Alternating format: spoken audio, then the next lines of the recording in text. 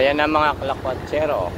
Ayan ang development ng ginagawang bench HQ o bench headquarters dito sa BGC.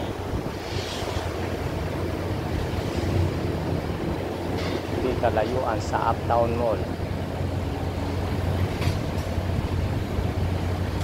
at Market.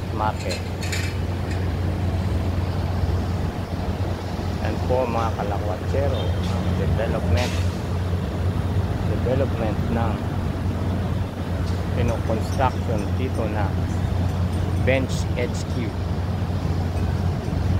Yan po mga katabing building niya ang Abida Towers condo o ang Monolith Construction and Development Corporation.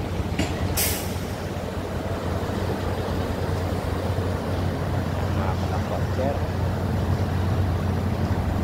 nag-pouring na naman po sila ng semento kanina lamang at kahapon.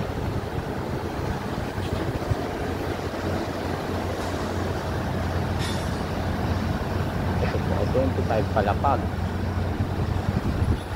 ng bench apparel. Yan po ang mga naka-imbak na mga bakal para sa structure.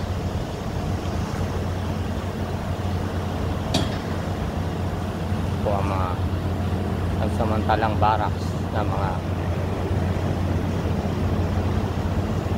namamahala at empleyado sa construction. Dalawa po ang kanilang crane tower. Ayun po sa kabila.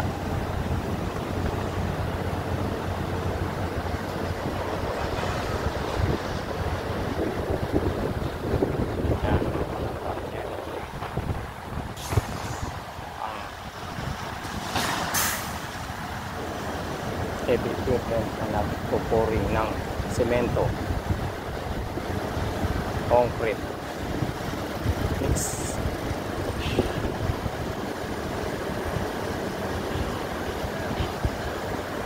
Dito lang naman po ang parking area malapit sa aking tinatrabahuan. Ay mga kalakwatsero, ito po ang yan mga nakabing building. Yan po ang Park Triangle at Park Triangle Mall, ang ginagawang Park Triangle Mall, condo units at corporate building. Ilan ikalayuan mga kalakwatsero ang Paddle Manila Paddle, pinagsamang gym at tennis.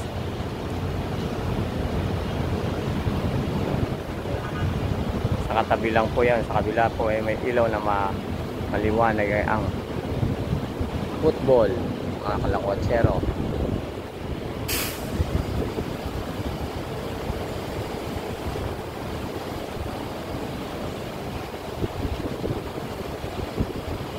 Doon po ang kabilang may crane na yun na MDC ay ang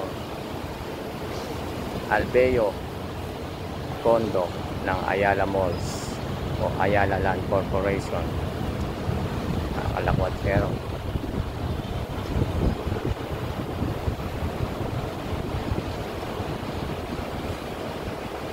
yan po ang building na yan, may ilaw na sa bandang taas ang Capital House o ang parking area. Hindi kalawakan o kalakihan.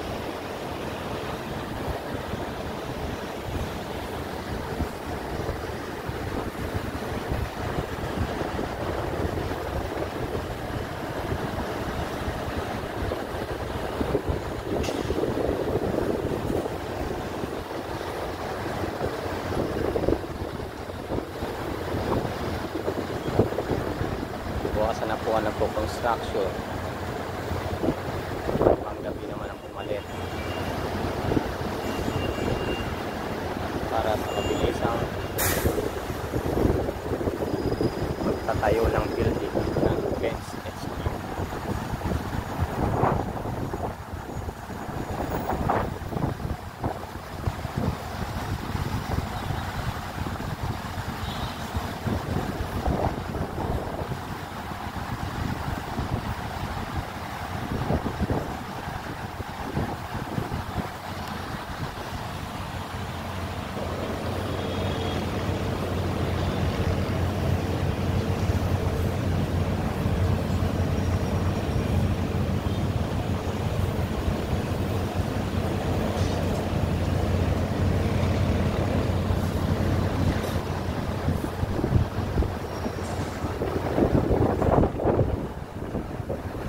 Nagkakatagpo ng semento ang mga kotsero.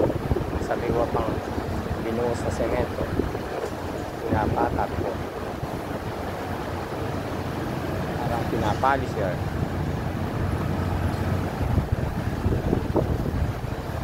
Maraming salamat mga kalangkotsero sa pagsama sa aking lalakbay dito sa BGC. Magandang gabi po sa ating lahat.